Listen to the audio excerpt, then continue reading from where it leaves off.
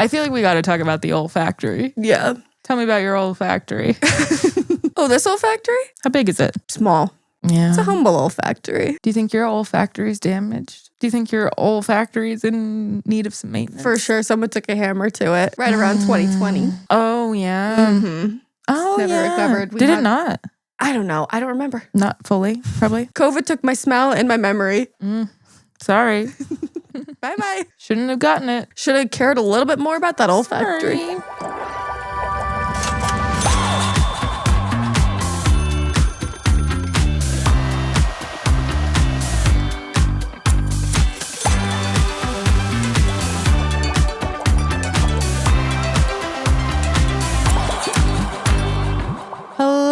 Hello. Welcome back to another episode of Beauty by the Beaker. I'm Natalie. And I'm Sadie. And this is the podcast where science gets a hot new makeover? Ooh, I feel like I usually take that one. Yeah, so that was kind of fun. I've never said that before. At least not here. Just I only say that privately. Well, yeah, welcome back to another week of BXB. Yeah, in the first week of February. The month of love. The month of love and the month of smells. The month of scents. The month of musk in the air. And speaking Roses. of February, which is, wait, should I get into the episode right now? Well, I was going to say it's also the month of your birthday. It is the month of my birthday. Yes. Best month of the year. Arguably the worst month of the year. I would still say January is the worst. But February could be the second worst. That's true. I guess we'll have to see. Yeah, I don't Now that know. January's over, how was your January? Honestly, kind of depressing. It was a weird January. It was. January's just a tough month. It's cold. It's dark outside. There are no holidays to look forward to. There's so much pollution and inversion. Crazy amount of pollution. There are a few redeeming qualities about January. And this year, we haven't even had snow. It's just been like cold and then 70 degrees. And then you can't go outside because you can't breathe. And then cold. Oh, I will say this morning, I let my dog out and he loves to bark. It's his favorite thing to do. He's really good at it. He's very good at it. But he went out this morning in the cold and every time he barked, you could see a little like puff of air. It was so Like cute. he's vaping. That's cute. It was like just this little tennis ball sized cloud. It was the cutest thing. Oh, he's so annoying, but he has my heart for real. Oh, yeah. There's a reason that Maltese are so cute and look like little teddy bears. It's because they're full of the spirit of Satan. It's because they got it in order to get chosen. Yeah. It's because they have to convince you that they are worth taking home. And then once they're there, chaos. Yeah. Well, to be fair, would you have not taken him home if you knew how much he barked? Because he was already not the pick of the litter. Oh, yeah. No, he was very much not. He was the pick of your litter. He was. But we did basically get begged to buy this dog. Yes. And now I know why. But still Love the him. sweetest little guy I've ever met. He is so sweet. Such a sweet little baby. Little orange boating. Little Owen, who I love. And Speaking of love, speaking of love, it's February. It's the month of love. And you know what else I love other than Owen Spalding? no. Things that smell good. Me too. I know that might be an unpopular opinion. I don't know. Sadie's the first one to like fragrance. Yeah, I prefer good smelling things to bad smelling things. You heard it here first. Okay. But do you ever like a bad smell? Yes, gasoline. Same. Skunks. Oh, when I was maybe I shouldn't. Yeah, I've been loving gas for a long time. Yeah. I also do love the smell of sulfur. I kind of do too, weirdly. Kind of like the rotten egg smell. Yeah, I don't hate it. It's like almost so bad that it's like Kind of good. it's kind of camp. Yeah, exactly. Like, okay, sulfur, you're crazy. This is wild of you, and I like it. Also, the color neon yellow, crazy. Hate. Hate, double hate. Anyway, Yeah. enough about bad smells. Let's chat about good ones. So one way that things smell good is through fragrance. Qu'est-ce que c'est une fragrance? Oh, here comes the French. What's a fragrance? In cosmetics, it's very common for companies to add fragrance to their products. And sometimes this is done to create a sensory experience. It can shape how we perceive a product and like what we think about it. Or it can also invoke memories. Yeah. And other times it's simply there to just cover up the natural smell of the product's base. Fun fact, sometimes in the lab, products smell disgusting for no real reason other than it's just how the formula is. Yeah. And so in those products, it's pretty common for companies to add a little fragrance to just cover it up. Yeah. Make it not smell disgusting. Yeah. The raw materials that cosmetics are made out of are not always as fragrance free as water. Like even if you just go smell your cooking oil, it's going to have kind of a oily, almost rancid smell. Yeah. Cosmetic materials are not exempt from that. They carry their own odors and especially like oils and active ingredients. They're stanky. Some of them are really gross. But either way, fragrance is everywhere. However, there are also quite a few misconceptions surrounding fragrance. So today we're going to chat about what fragrance actually is, the regulations that govern it, some of the most common misconceptions around fragrance, and the big question, should you be using products that contain fragrance? Jenna, you should not. Yeah, if you're my mom, no, probably not. Stay away from them. You don't even have to stay to the end of this episode to know. But what about everybody else? For everybody else, let's start off with what a fragrance is. It's a good place to start. I like it. So according to the International Fragrance Association, or IFRA. Why does that acronym remind me of farming? Because IFA is the International Farming Association. Okay. Yeah, that's probably why they added the R in there. We don't even have the time to get into farming today. Yeah, let's not talk about it. Let's talk about fragrance. Yeah. According to IFRA, a fragrance is a mixture of ingredients designed to produce a pleasant or distinctive smell. So fragrances can help express your identity, improve your well-being, and be associated with memories. For example, it's become really popular to wear a certain perfume on your wedding day. Oh, yeah. And then when you wear that perfume again, you can remember your wedding better because scent triggers a memory. I didn't do that because I didn't have a wedding. Oh. Did you do that? I did. You did? 10 years ago. Do you even remember the fragrance? I do. Of course I do. Yes. It's Victoria's Secret, very sexy now. But I actually really like it. Really? Yeah. It's a very like perfumey perfume, you know, like a traditional kind of floral musk type feminine. You said it's from Victoria's Secret? Yeah. So it smells like that. So yeah, it smells like a Victoria's Secret perfume. Exactly. I got married 10 years ago, and despite what you might think, I was quite young 10 years ago. Yeah. I was only 20 years old. So like I wasn't getting a Versace perfume or anything like that. My budget was pretty low. So you were springing for the Victoria's Secret perfume. Exactly. It was a step up from my Bath and Body Works body spray. Exactly. So, but then I also have gifted like scent gift cards and stuff to people so that they can do that for theirs. Yeah, you gave me that idea and I did it for one of my friends. I gave her a gift card and said, you can use this for anything you want, but with the intention of purchasing a wedding perfume. Oh, cute. That was so cute. Because yeah, I wouldn't buy a wedding perfume for someone because it's so personal. Yeah. But I love the idea of giving them money to spend on that thing. Yeah. And I think that's something that people don't really think about, like having a scent for your wedding day.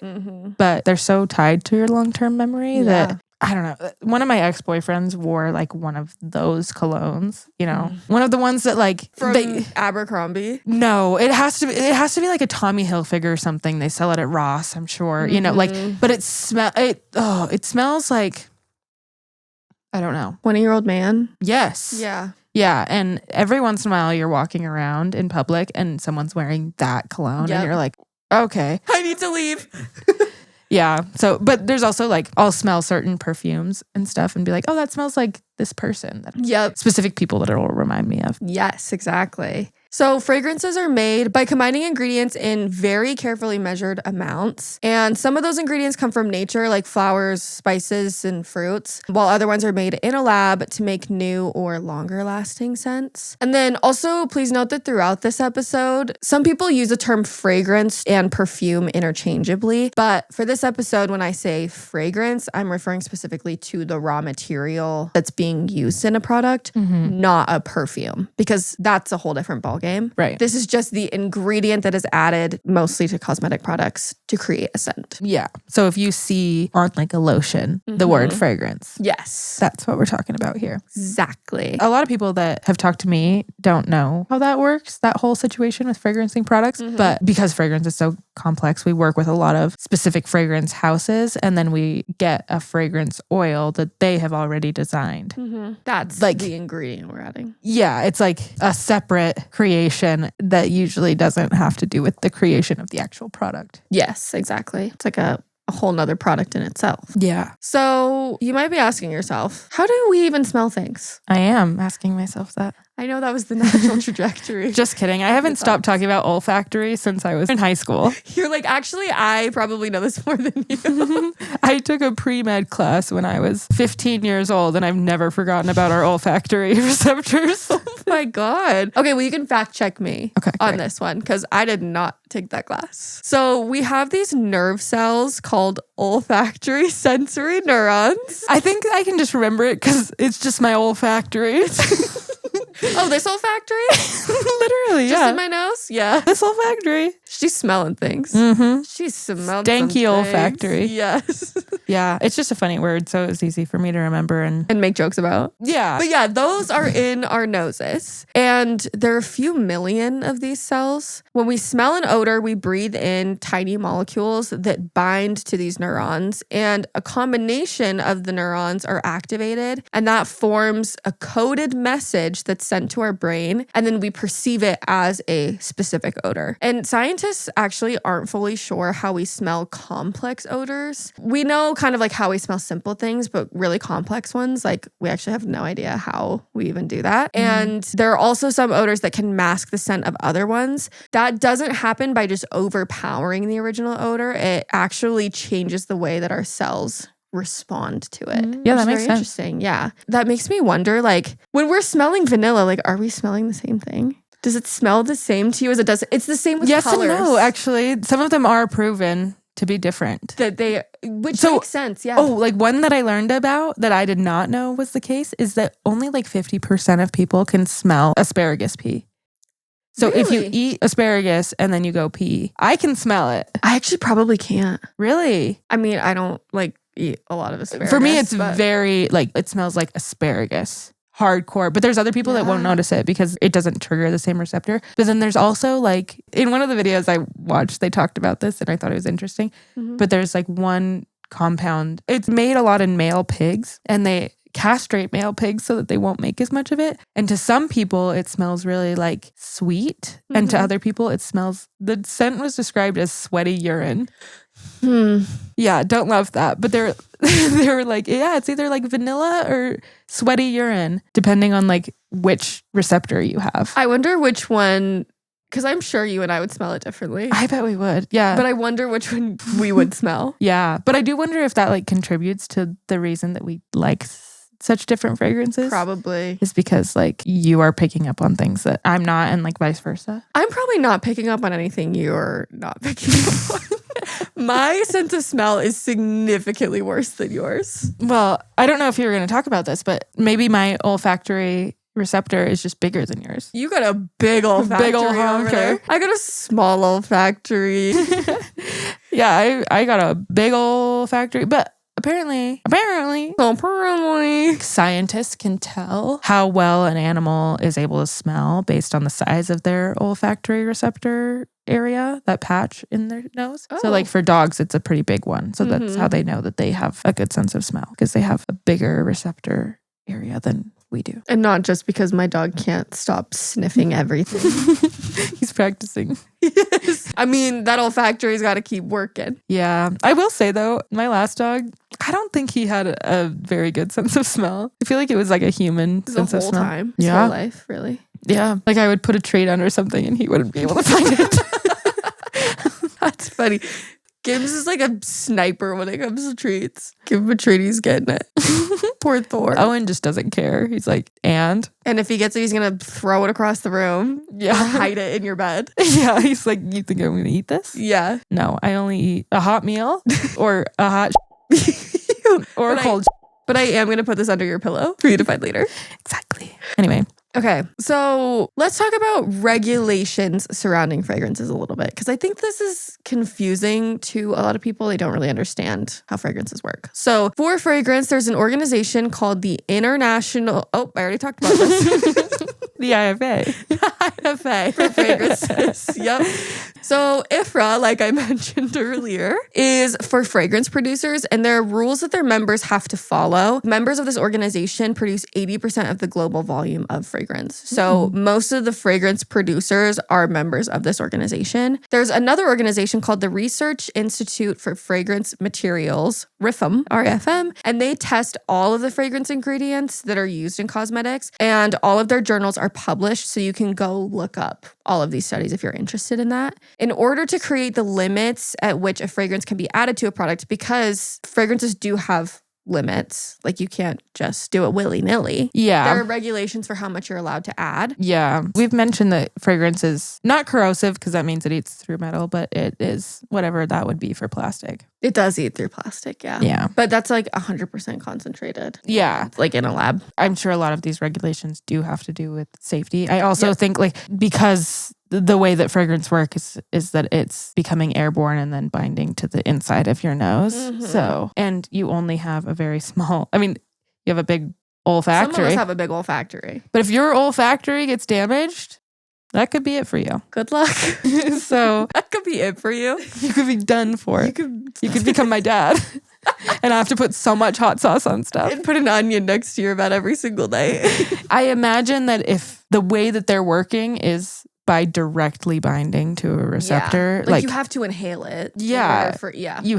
That's how it works. Yes. Breathing it in. And so these organizations, I'm sure, are in place because fragrance can be dangerous if improperly used. Yes. Well, another thing that I am definitely going to touch on later in the episode is that fragrances are commonly allergenic. They can cause allergies to certain people. And so these organizations come up with limits at which the fragrance can be added, and they come up with a level where no allergens are introduced. So this is called the no adverse effect level, and it's designed so that people won't be exposed to any adverse effects in the first place. And again, more on that later. And this institution also goes way further than EU regulations do. EU regulations are kind of a lot of people's gold standard for regulatory, but this organization goes way, way, way further than that. And so in the EU, fragrances are regulated like all other ingredients. Perfume houses have to assess the safety of the fragrance, and the amount of fragrance that can be used depends on the type of product. So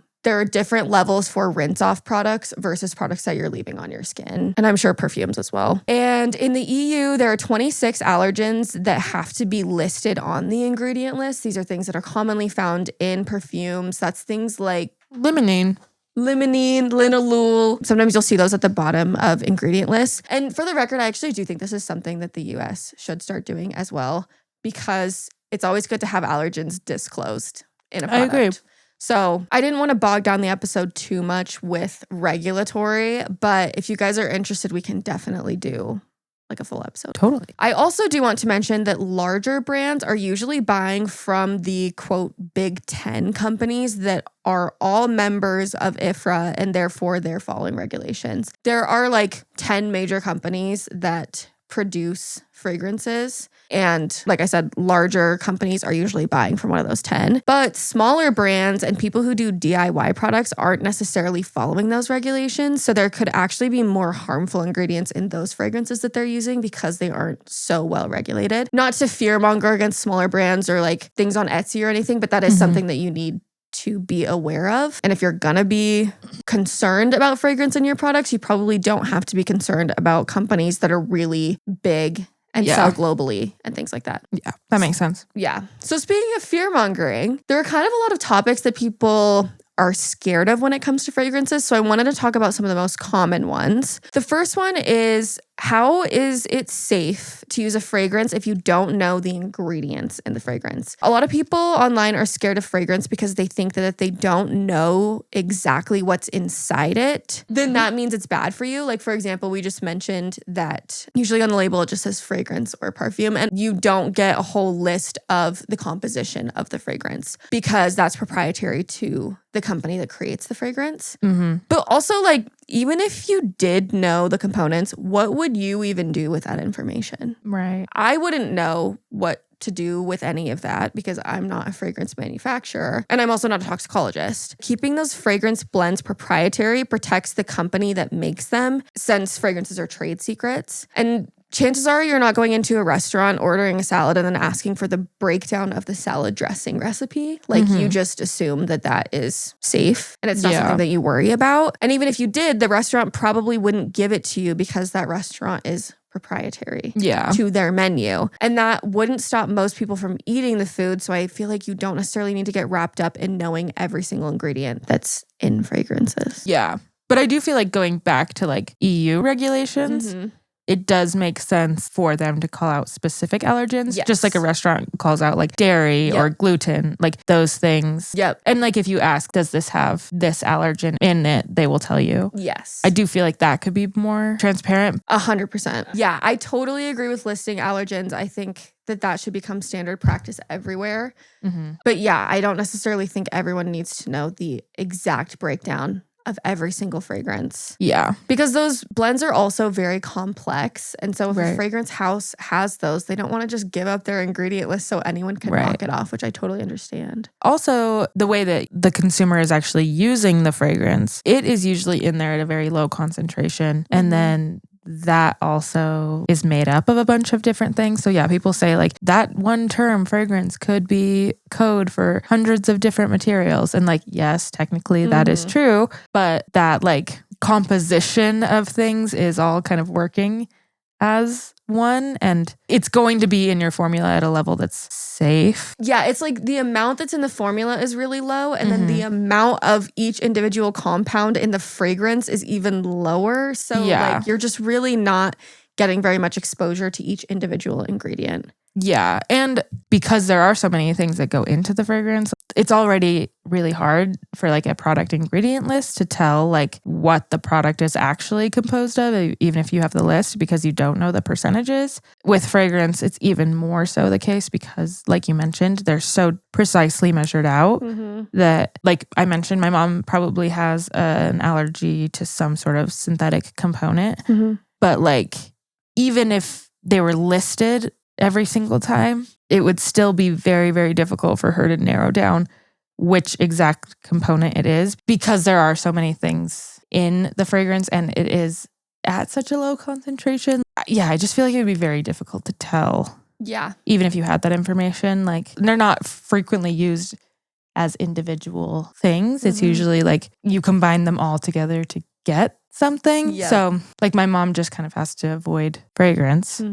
It would be almost impossible to know which component. Yeah, like she's probably just going to avoid fragrance whether she knows exactly what's in the fragrance or not. Yeah. Because it's not going to be any more helpful for her to read a whole ingredient breakdown of a fragrance. Exactly. Yeah. That's not going to make it easier for her to determine whether or not she can use it. Yeah, I think it's kind of the same thing as like anything else, really. I mean, like nothing is not, well, a lot of things that we eat or drink are made up of a lot of chemicals. You'll go get an apple from the store, you know, but you're not asking like, I want to know every single chemical that's in this apple.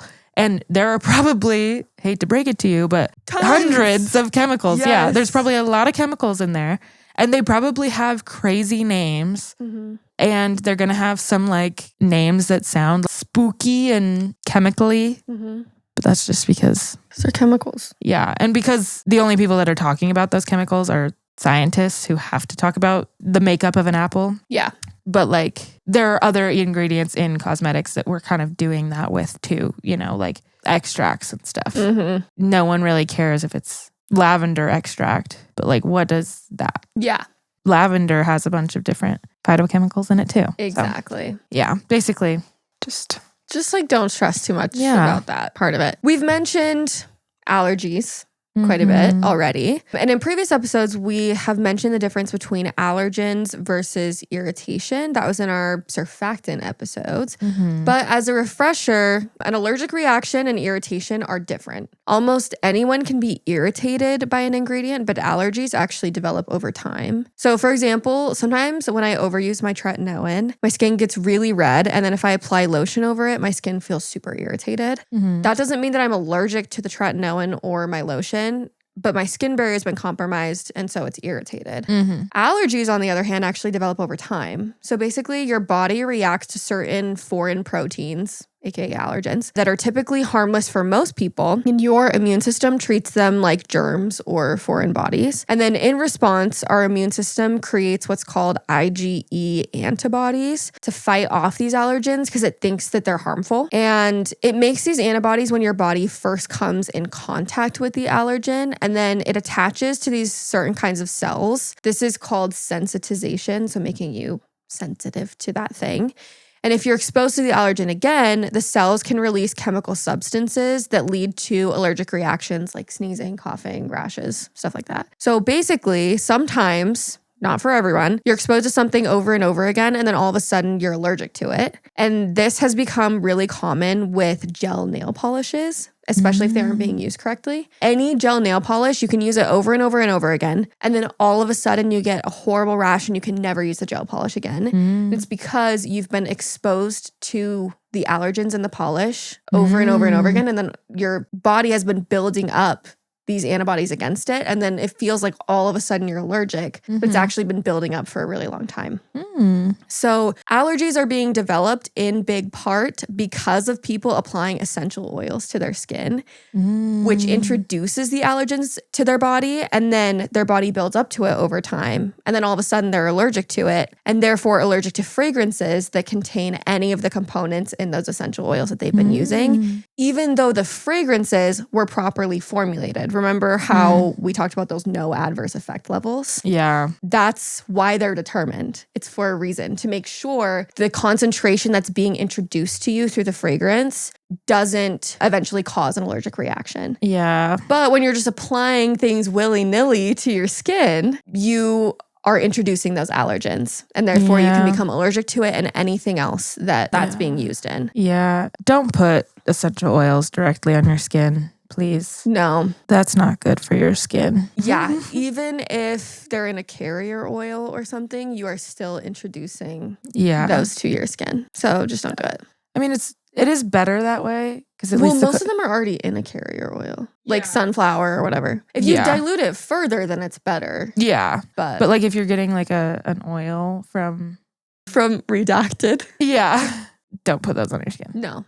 Like just assume that that's, Yeah, if you want to use them for aromatherapy or something, that's fine. Yeah, or like put a drop of it into something. Yeah, dilute it. Yeah. Also, if your skin barrier is compromised from something like a sunburn or tretinoin, if you have eczema or like an acne breakout, you should avoid using products with fragrance until your skin gets better, because you could potentially develop an allergic reaction and then never be able to use those fragrances again, just because your skin is already compromised. And so your skin is trying to rebuild already. And so you don't want to potentially introduce allergens into your skin. Yeah. So I thought that was very interesting, learning about like the development of allergies. Yeah, that is interesting. Yeah. Can they also like some people are born with an allergy? I don't think they are, actually. From what I read, it's like based on exposure. All of them? Yes, if you're exposed super young, it looks like you aren't born with allergies, but you can inherit a predisposition to them. And then the allergic response itself develops after exposure to allergens, often starting in infancy or childhood. So that could just happen like on your first few exposures. If you had like a predisposition to it. But you technically are not born with allergies. They all develop over time. Interesting. Yeah. Fascinating. I know. Very interesting to learn. I also wonder, because there are some people that I feel like will kind of grow out of allergies too. Can that happen?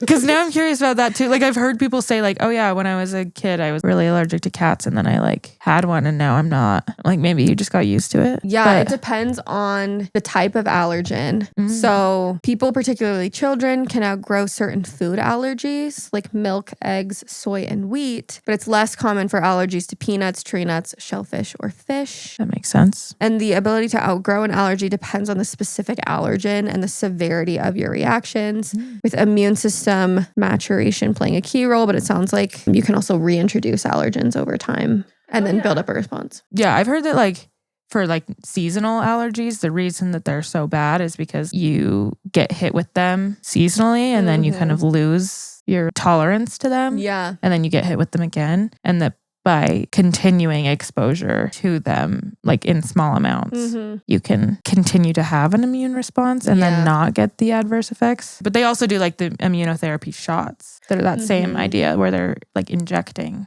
allergen into you. Yeah. Allergens are crazy. That's something I had never learned about in school or anything. So yeah, that is interesting. But yeah, so try to avoid introducing allergens to your skin via unregulated methods. Yeah, that's a good idea. Yeah. So now let's chat about whether or not natural fragrance is better than synthetic fragrance. What do you think? Well, if you're Jana, yes.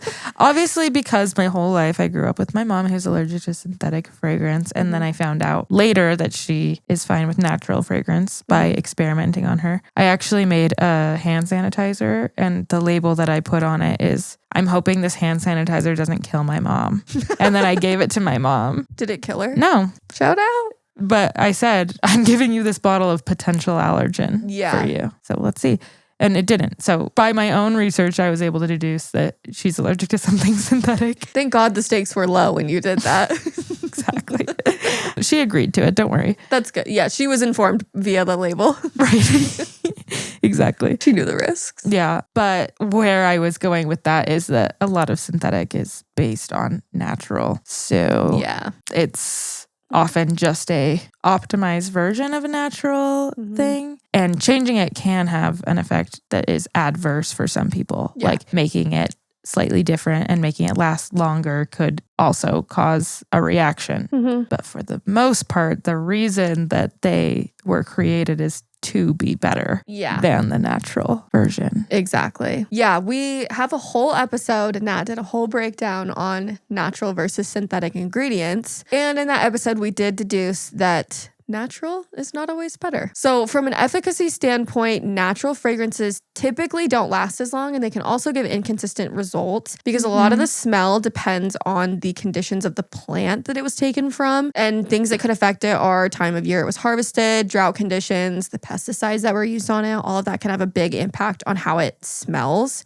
And the ingredients used in natural fragrances can also take a big toll on the environment because harvesting plants to create fragrance typically takes a lot of land and a lot of resources. Yes. Synthetic fragrances don't usually have those same challenges. They can be made the same every single time, and they take a lot fewer resources than natural fragrances do. And they don't necessarily have the same allergen risks as natural fragrances do, depending on what you are actually allergic to in the natural fragrance. There are also different types of synthetic fragrances. So some of them are fully synthetic, and then other ones have blends of natural and synthetic elements to create the scent.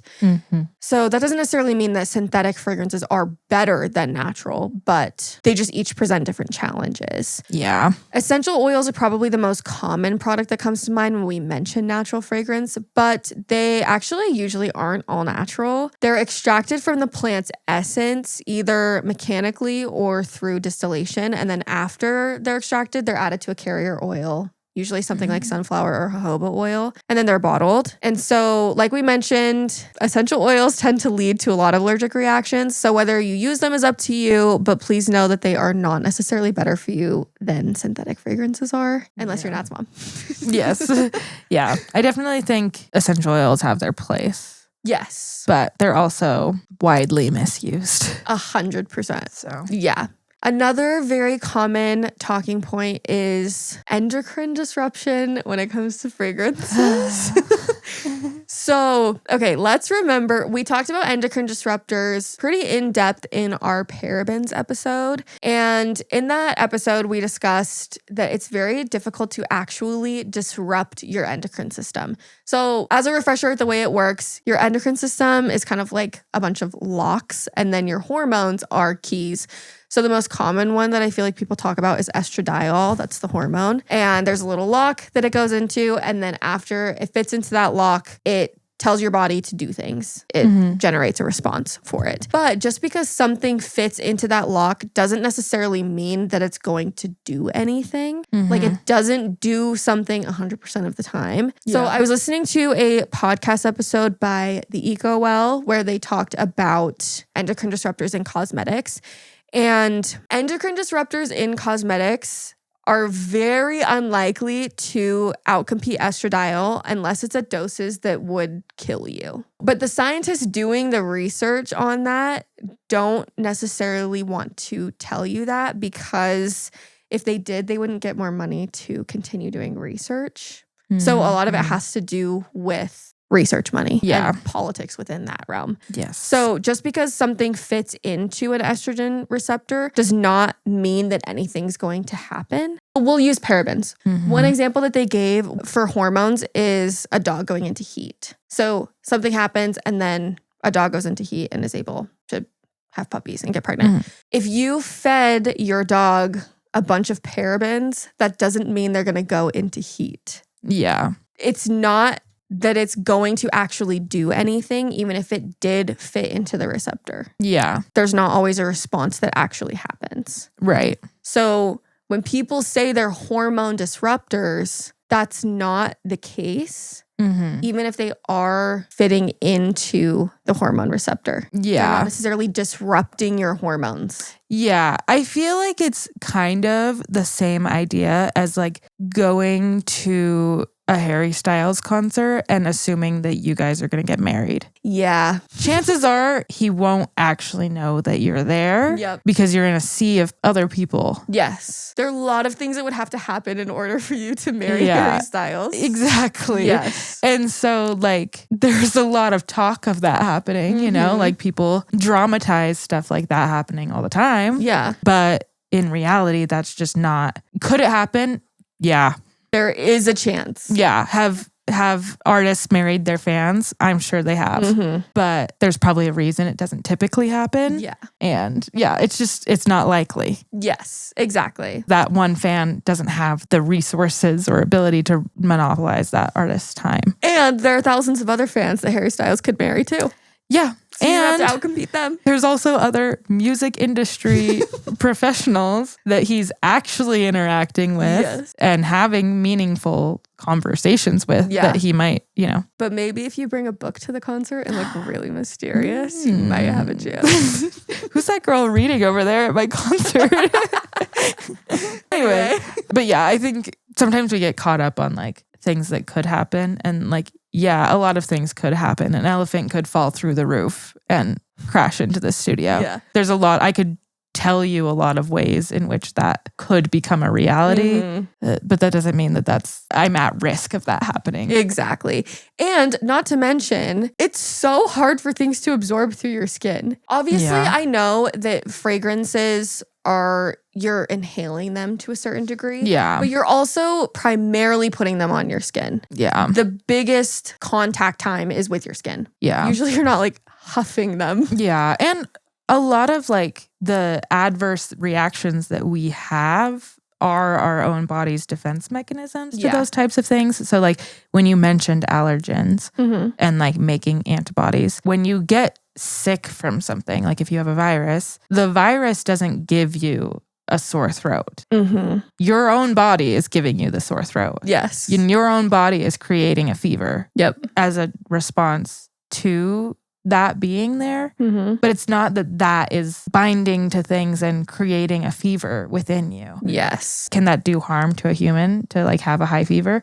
Yes. But like it's also what it's meant to do. Yeah. And so I think that's also something we should take into consideration with like any foreign objects. Objects is crazy. any foreign... I mean, yeah. Yeah. For yourself, girl. Any foreign chemicals or substances, like if something goes into your body that's not supposed to be there, your body usually does not want it there. I don't know if anyone else has gotten like a piercing. My body 4 years later does not want my piercing in there. Yeah. Like you have to work pretty hard at like keeping the area clean, making sure that like, I don't know, your body's natural instinct is to like reject that thing. It's a girl, this foreign body, get it out of here. Get it out of here. But I think just also like putting that into the perspective of endocrine disruption. Not only is it very unlikely, but it's like going back to the concert example, it's Harry Styles also has bodyguards. Yes. So like if you try to make contact with him, you're probably just going to be removed. Yeah. Because that's not part of the plan. Unless you're reading a book at the... Yeah, for sure.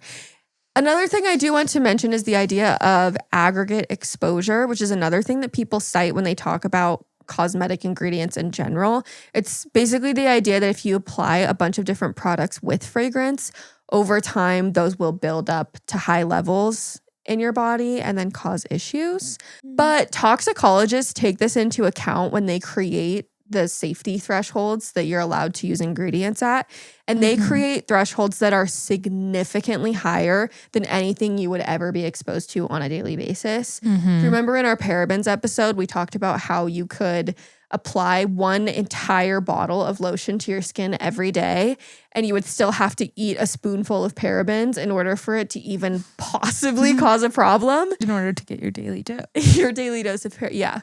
Take it with all the rest of your supplements. Yeah. So it's just people have jobs, and these jobs are to make sure that the products and ingredients are being used at safe levels. Yeah, that is happening still. It is. People continue to have jobs and work. Quite rigorously. Yes.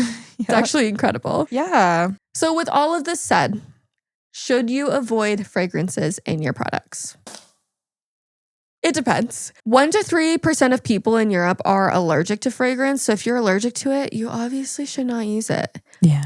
And fragrances can also sometimes aggravate underlying skin conditions like eczema or trigger things like migraines. But if you aren't allergic to it and don't deal with any of those issues, you don't necessarily need to avoid it unless it's a personal preference. For me personally, I love fragrance in hair care products. I specifically look for products that have good fragrance, but I avoid it in skincare because I layer a lot of products, and so I don't want different fragrances on my face. And also, I am kind of sensitive to it, so if it's on my face, sometimes it'll give me a headache and stuff.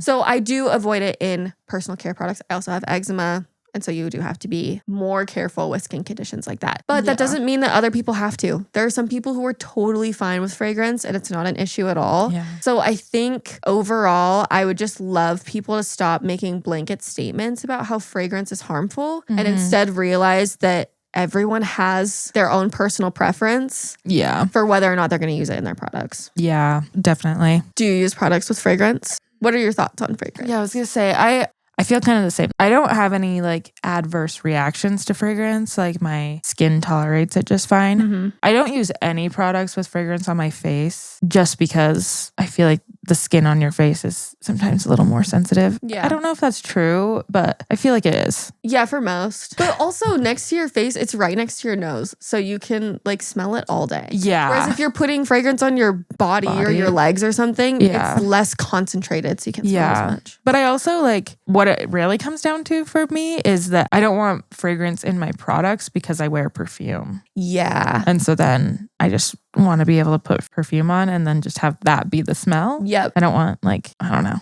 Competing fragrances. Yeah. Yeah, I totally agree. I want to be able to kind of have a blank slate and then choose what I want to smell like that day via perfume. Yeah. Rather than like, you are always going to smell like green tea and cucumber. Yes. That's what your face lotion smells like. Yeah, I agree. Because I don't use the same perfume every day. Same. Too, but I wouldn't want to be like switching up my products based on how I want to smell. Exactly. So, I mean, I'll do that for like hand soap. Same, but depending on the season. Yeah. But for rinse offs, I feel like it's different. Yeah. But even then, even hand soap, occasionally I'm like, let's cool it on the fragrance here. Let's hold back. I can still smell it 72 hours after I washed my hands with that soap. Yeah. Not that I go 72 hours between washes, but secretly exposing yourself. I washed my hands 3 days ago. What do you want me to do? Wash them again? Yeah. Yeah, I do agree. Some of the fragrances are so potent. Yeah. Public bathroom hand soap. I'm like, do you want the neighboring businesses to smell this? Literally. The dollop I have on my hand. Literally, yeah. And it always smells the worst too. Oh my gosh. It never smells good. No. I want to know what like the general consensus is from the public bathroom hand soap community, because it seems that pink is the color. Pink or like a pastel blue. Yep. It's a gender reveal. Exactly. And yeah, it's either hot pink, yes, or like a baby blue. Yeah. It's a foam and it always has that same public bathroom scent. Yeah. Is it a requirement? That's one of IFRA's requirements. Yeah, they're like, sorry, but no vanilla scents in a public bathroom. Absolutely not. Well, would you want a gourmand fragrance? I wouldn't mind. Well, I don't know. It's not like what they're using is better. I feel like I'd rather have a gourmand fragrance for my hands than have like whatever floral nightmare they're putting in. Like, it's just like, I don't know. Rose-ish? Yes. But an offshoot. Yeah. Rose's ugly cousin. Yeah. Like a floral perfumey. I don't know what it is, but I don't like it. Whatever it is, it's bad. Yeah. But overall, I do really like fragrance. Yeah. And I definitely think that fragrance does have its place. Yeah. Like it's been part of like human life. The human experience. Yes. For such a long time. It's something that I really like, and I like to smell different things, and like I'm very grateful for my sense of smell, but when it comes to personal care products, that's not necessarily where I want to get the fragrance from. Yeah. I agree. Overall, I'm very grateful for fragrance, and I think whether or not you choose to use it in your personal care products is totally up to you. But if you do like using it, you don't have to be afraid of it unless you are allergic. Exactly. Yeah. I think like candles or something. Yeah. That's something that I think people have been scared of, but light it up. As long as you're not leaning right over that candle. Or dropping it on the floor and getting glass in your knee. Yeah. So far, I think the most adverse effects I've had with candles is being cut with the glass, which has happened at least 3 times. So maybe you should stay away from them. Should I avoid fragrance? If it's in glass, yes. I should. Yes, absolutely. But yeah, that's everything I have for today. Well, thank you so much. Of course. I learned a lot about fragrance. Good. And allergy, all of it. I'm so glad. Me too. And IFRA. And IFRA and RIFM. Can't forget RIFM. No. Yeah, Lots of organizations Thank you. Of course. Thanks for listening. Yeah. And thank you for listening. You guys, you did it. You're at the end once again. If you made it here, that's crazy. We love you. Thank you so much for listening to the whole episode. And since clearly you liked us enough to stay around this long, make sure that you are subscribed and following us everywhere. Where you can find us, you might ask? Where is it that you look and you shall find us? But where will that be? At BeautyX Beaker on all platforms. I wish that rhymed. BeautyX Beaker is where we'll be. Oh, I was gonna say also known as BXB. That's better. Because I think word we were I think it might have been. You just rhymed B twice. Okay. Anyway, you said where will we be? BeautyX Beaker. That's where we'll be. That's foamed me. That sounds. I don't know. I'm crying. It's honest. My tears are being shed. So, yeah. Please go follow us everywhere. BeautyX Beaker. Yes. And you can find us on the web at beautyxbeaker.com, where you can find episode notes with sources. I thought you were gonna say where you can find us on the web. Where you can find us on the web at beautyxbeaker.com. Down the World Wide Web. https ... Anyway, clearly, if you can't tell, it's late and we have to go to bed. Yeah, we're ready. But good night, our beauties. We'll see you next Beaker. We'll see you in a Beaker weeker. Okay.